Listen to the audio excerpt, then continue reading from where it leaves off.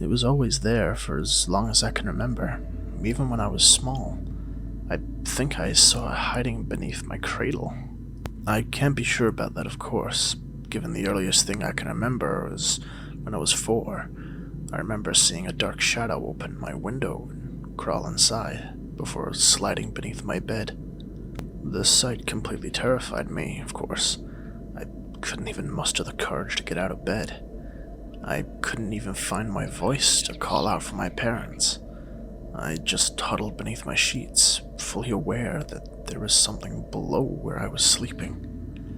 When I awoke the next morning, I managed to steel myself enough to take a look. There was nothing there. I told my parents, but as you'd expect, they chalked it down to my imagination. This didn't occur all the time, mind you. Weeks or even months could pass by when nothing would happen, though I was always too scared to actually try and peek beneath my bed whenever it did happen. Our house was near the woods, which otherwise was really fun, but it made me occasionally wonder just what it was that was doing this.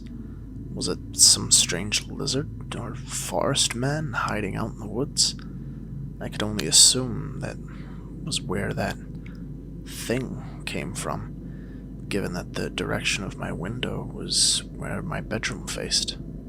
Now, many of you might be wondering as to why I simply didn't lock my window shut. Well, at the time I was too young to figure out how to do it, and when I finally did get the hang of it, I would almost always find that one of my parents had undone the lock at some point to let some fresh air and sunlight in it. And truth be told, my room did get uncomfortably hot in the summers, and there'd be periods where that monster didn't visit me at all, to the point where I even began to doubt myself as to whether or not it had ever existed at all. Fast forward a couple of years later, when I was 10, and had thought I'd grown up out of that silly childhood fantasies of monsters. I had left the window open and nearly nodded off when I heard a strange sound. To my utmost horror, the window began opening. The lights were off, so I couldn't make out what it was that came in, but it slid underneath my bed. Mind you, about 2 years had passed since the last time I saw that thing, so I'd chalked it up to a nightmare by that point. Now I was wide awake and upright in my bed, unsure of what to do. Should I run? What if the monster grabbed my feet? Should I shout then? Before I could raise my voice, I felt a sudden chill enter my bedroom. It was as if I had just walked into an open freezer. Against the moonlight, I saw another shadow approach my window. If I had been scared before, I was nearly petrified now. I didn't know what that shadow was, but every fiber of my being was screaming at me to run. Only I couldn't find it in me to even move. It was then that I heard a voice. Then you'll come hide. It was a strange, raspy voice. I didn't even sound like something a human could even make. I held back a scream as I felt something touch my leg. I looked down to see that monster beneath my bed had extended a hand to grab me. As you can understand, I was completely in shock. This had been one of my worst fears, after all. But the hand didn't pull me underneath as I expected. Instead, I just heard that voice again. Quick, hide. I saw the shadow against my window now nearly blot out any incoming light completely, and the fact that it had grabbed my leg had snapped me out of my stupor.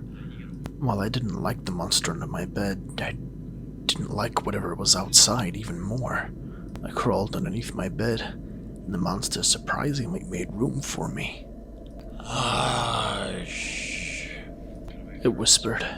My heart was pounding loudly as I heard multiple feet hit the floor of my bedroom. Now, the cold was nearly unbearable, and I began to shiver uncontrollably. But even then, I didn't dare go out and look at whatever else had followed the monster underneath my bed. I could even hear its hard, deep breathing as its feet began moving across the floor. By my count, did it have 6 or 8 legs? Regardless, I didn't think I'd ever been as scared before in my life as I was at that very moment. For what seemed like an eternity, I lay there, underneath my bed, no longer even caring about the monster beside me. Eventually, the pressure relented and the temperature went back to normal. It was only when the monster beside me decided to crawl out and nothing happened that I did too. I was safe. For now. I never got a good look at whatever it had been that was hiding under my bed as I crawled out from the window into the woods. Needless to say, I didn't get any sleep that night. Ran into my parents' room and whined until they let me sleep with them. It's been some years since that incident, and nothing of the sort has happened again. As I've grown, though, I've begun to appreciate certain things. Namely, that the fact that that thing knew my name, and that it looked out for me at that moment. Something I heard once sticks out to me. There's always a bigger fish. There may be lots of monsters in the woods near my house, and some of them are worse than others. One is frightening enough to chase another one for them to hide under my bed. There seems to be a food chain even amongst monsters. I keep my window open whenever possible now. I'm not too scared of what comes to hide under my bed, though. I am terrified of whatever chased it to hide there. But given that monster under my bed did help me out, I feel like I owe him now. And if I ever encounter that other terrifying creature, I'll at least know when I should crawl underneath my bed. So remember that when you think about that monster under your bed, it might be there for a good reason after all. And it might be worse for you if it weren't.